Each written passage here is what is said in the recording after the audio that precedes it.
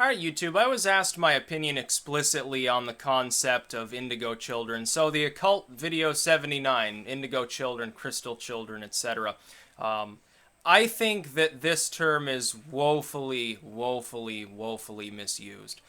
The idea of having a child who shows above average emotional awareness and in intellection really it boggles the mind as to why you would need to make some sort of ushy cushy new age label for this.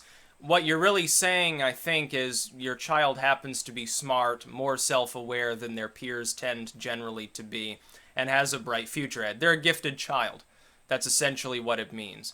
That being said, I have a feeling that sometimes it's used by like soccer moms to sort of denote, well, my child is superior, they're a special snowflake, and I spoil them and I give them all the, they take the dancing lessons, they do the gymnast stuff or whatever, and they're getting tutored in 3 languages, and they're a straight A student, and they don't, usually misbehave or whatever. They sort of use it as a coverall term for generally what they would consider to be good children, as opposed to, oh, that problem child over there who has difficulty focusing or something.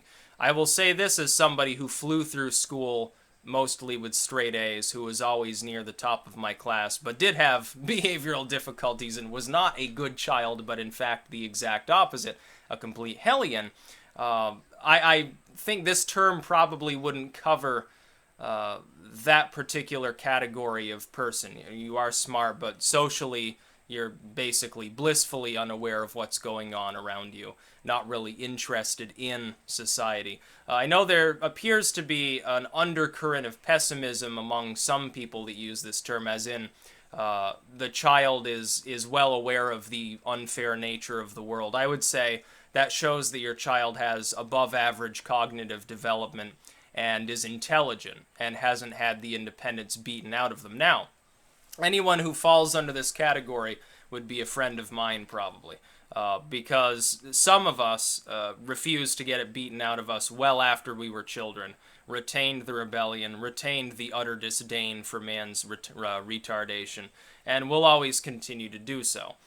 That being said, sometimes it literally is just a phase. I don't like to use that term. It's like fucking retard parents, like their child comes out as like a lesbian. Oh, it's just a phase. And they stay a lesbian, and they're always in denial about the fact that their kid likes other girls or likes other boys. Like they're gay, a lesbian, they smoked pot or something. They're in total denial because they don't want the boat rocked or something like that. They can't imagine a scenario. What did we do wrong that our child wouldn't be normal, quote unquote? Why would you want your child to be normal? In this world, being normal is just being a fucking tool. A complete loser for the most part. You don't want to be normal. Do everything you can to keep your child from being normal. At all costs. Do whatever you need to do. But the term indigo child is some sort of new agey Aquarian blanket term for any child that has a higher than standard emotional intelligence, that is more sensitive, maybe more given over to empathy towards animals, empathy towards human suffering.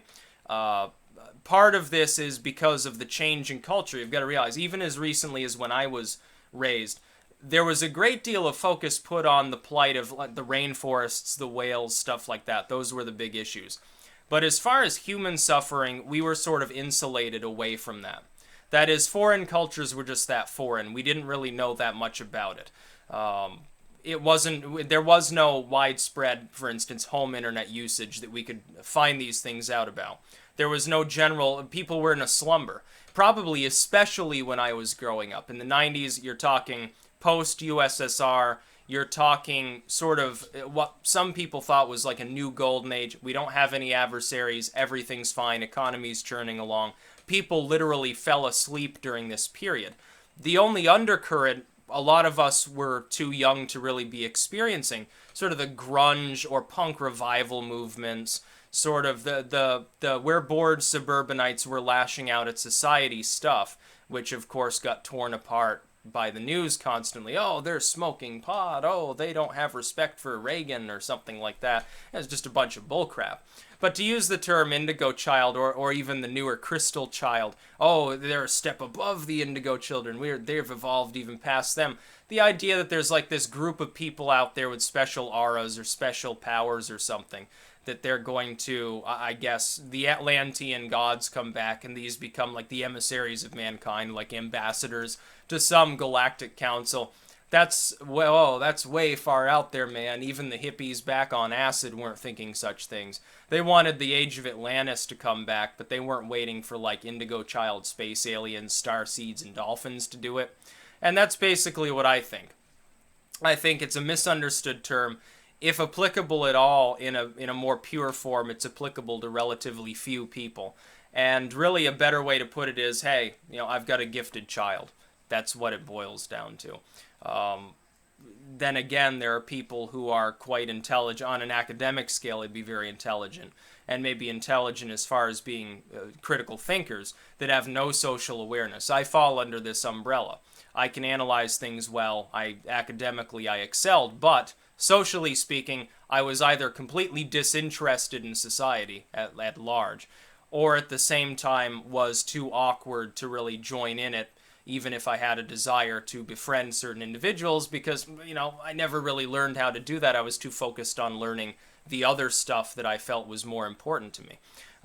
So I guess I don't fall under, I don't exactly know what kind of description they're using at this point for indigo and crystal children and all these other vague new agey terms like orgone or cloud busting or Morgellons disease. I'm going to make a video on that later because that really needs to be covered too. There are a lot of sort of new agey hoaxes and scams and a bunch of really retarded stuff that gets spoken of, and most often it's so poorly defined or it's so poorly understood that it just becomes sort of the pastime of people that are paranoid or they're very bored, and they start throwing these terms around and they may not even really know what they're about. It's like people who throw around political blanket terms like liberal or neocon or something, and they don't actually know what fundamentally and centrally those things mean. Like, oh, Hillary Clinton's a liberal. Well, no, she's really not. She's actually a corporatist. But most people on the right would still say, oh, well, she's that horrible far-left liberal. So you see the problem in terms. A language has to be understood and under some degree of control in order to mean anything. So I think these terms are more or less useless. That's about all. Peace out.